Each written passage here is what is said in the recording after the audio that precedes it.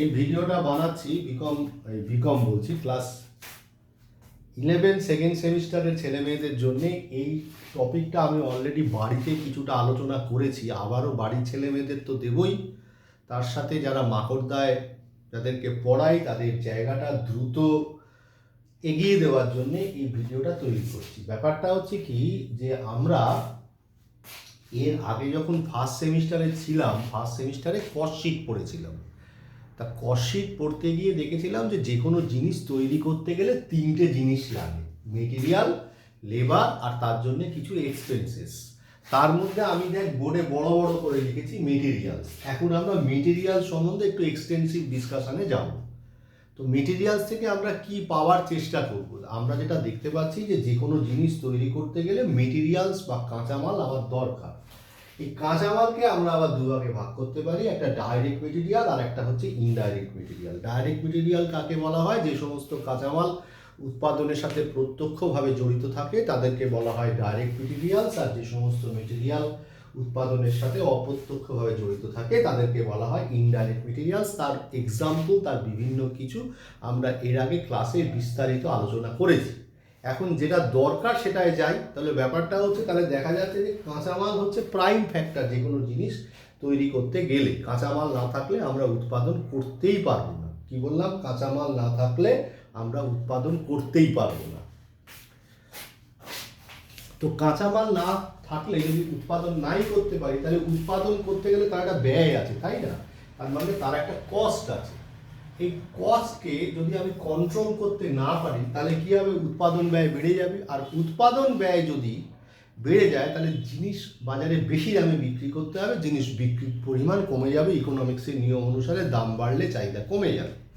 তাহলে সবসময় যে কোনো প্রডিউসার কি চেষ্টা করে? জিনিসের দামকে কম রাখতে।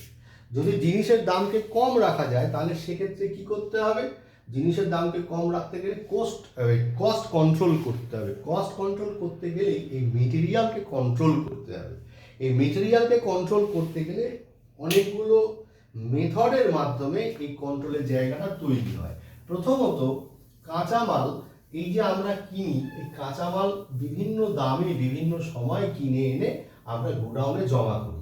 পরবর্তী সময় আমরা কি করব? এই কাঁচামালের মানে প্রাইসিং অফ মেটেরিয়াল, অর্থাৎ যে কোনো কাঁচামাল শেষ পর্যন্ত কত দামে আমার গোডাউনে রয়েছে তার ভ্যালুয়েশন করতে হবে বিভিন্ন মেথডের মাধ্যমে। এখন আমরা যেটা শিখবো সেটা হচ্ছে যে ফিক্সেশন অফ স্টক লেভেল। কি বললাম? আমরা এখন যেটা শিখবো সেটা হচ্ছে ফিক্সেশন অফ স্টক লেভেল। এই ফিক্সেশন অফ স্টক লেভেলটা কি? ফিক্সেশন অফ স্টক লেভেল মানে হচ্ছে বিভিন্ন এই কাঁচামালের মানে বিভিন্ন স্তর বার করতে শিখবো। কিরকম স্তর বার করতে শিখবো? ব্যাপারটা হচ্ছে যে উৎপাদন তো চলছে, উৎপাদন তো নিরন্তর গতিতে চলতে হবে। উৎপাদন যদি থেমে যায় তাহলে তো প্রোডাকশন বসে গেল, ব্যবসা থেমে গেল। তার মানে আমি কোন জায়গায় এসে আমি রিঅর্ডার করব। মানে আমি যখন কোথায় পুনরায় অর্ডার করব তাকেই বলা হয় হচ্ছে রিঅর্ডার লেভেল। আমি এর প্রয়োজনীয় ফর্মুলাগুলো যেভাবে তোদের গ্রুপে পাঠিয়ে থাকি সেখানেই পাঠাবো। এখানে যদি কনসেপশনটা দিই তাহলে তো রিঅর্ডার লেভেল মানে আমি একটা উৎপাদনের কোন স্তরে এসে কাঁচামালকে আবার পুনরায় অর্ডার করব, আবার যাতে উৎপাদনটা ব্যাহত না হয় সেই জন্য তাকে বলা হয় হচ্ছে রিঅর্ডার লেভেল।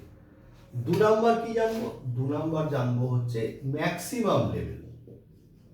ম্যাক্সিমাম লেভেল মানে হচ্ছে সেই লেভেলের কথা বোঝানো হচ্ছে যে আমি ম্যাক্সিমাম কতটা কাঁচামাল বাজারে অর্ডার করব। তো ব্যাপারটা হচ্ছে যে আমি তো মানে প্রকাণ্ড পরিমাণে কাঁচামাল যদি গোডাউনে এনে মজুত করে রাখি তাহলে তো কোনো লাভ নেই। কেন লাভ নেই? তার দেখা যাচ্ছে যে আমার যা উৎপাদন হয় সেই উৎপাদনের সাথে সামঞ্জস্য রেখে কাঁচামাল অর্ডার করতে হবে। দেখা গেল এমন কাঁচামাল অর্ডার করলাম যে বেশ কিছু কাঁচামাল আমার উৎপাদনের কাজে ব্যবহৃতই হয় না, তাহলে সেই কাঁচামাল অর্ডার করে আমার কি হবে? তাহলে সেক্ষেত্রে আমি ম্যাক্সিমাম কতখানি কাঁচামাল বাজার থেকে অর্ডার করব সেটাকে আমাকে জানাবে হচ্ছে ম্যাক্সিমাম লেভেল। 3 নাম্বার কি লিখবো? 3 নাম্বার হচ্ছে মিনিমাম লেভেল। মিনিমাম লেভেল মানে হচ্ছে মিনিমাম কতটা অর্ডার করব। ঠিক তার উল্টো ব্যাপার, অর্থাৎ ন্যূনতম কতটা অর্ডার না করলে আমার প্রোডাকশনের ধারাবাহিকতা বজায় থাকবে না, তখন সেটাকে বলবো হচ্ছে মিনিমাম লেভেল।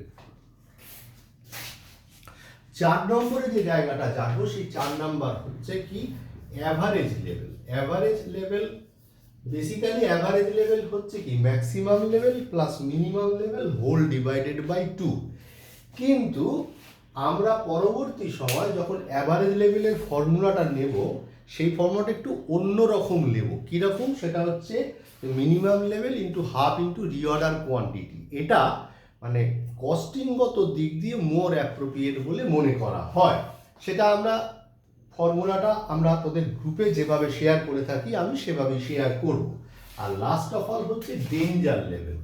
ডেঞ্জার লেভেল বলতে সেই লেভেলকে বোঝানো হয় যে লেভেলটা আমাকে অ্যালার্ম দিচ্ছে এবার যদি আমি মানে পুনরায় অর্ডার না করি তাহলে কিন্তু উৎপাদন বসে যাবে। এই লেভেলগুলোকে আমাকে কি করতে হবে? ফর্মুলার মাধ্যমে ধরবার চেষ্টা করতে হবে। কথা প্রসঙ্গে জানিয়ে রাখি, দেখবি রিঅর্ডার লেভেলে ফর্মুলাটাকে না আমি অনেক রকমভাবে ভেঙেছি। কেন ভেঙেছি তার কারণটা হচ্ছে যে যখন তুই অঙ্ক করবি অঙ্কের সময় না যে ইনফরমেশানগুলো থাকবে সেই ইনফরমেশানগুলো বিভিন্ন রকমভাবে ঘুরিয়ে পেঁচিয়ে থাকতে পারে। যাতে করে আমাদের কোনো রকম অসুবিধে না হয় তাহলে বিভিন্ন দিক দিয়ে রিঅর্ডার লেভেলের ফর্মুলাগুলো আমরা ভেঙে চুরে সেটাকে আমরা চেষ্টা করেছি যাতে করে কোনো অঙ্কই আমাদের মিস না যায় সেই দিকটা লক্ষ্য রাখতে। আর বাকি জায়গাগুলো খুব বেশি কিছু নয়, একটা দুটো ফর্মুলার মধ্যেই হয়ে গেছে। আমি পরবর্তী ভিডিওতে এর উপরে বেশ কিছু অঙ্ক করব এবং তারপরে আরও একটা আলোচনা আছে ইওকিউ, সেটা ডিসকাস করব। এটা আগে ভালো করে শোন, তারপরে আমরা আবার ফার্দার ভিডিওতে নতুন করে আমরা শিখবার চেষ্টা করব।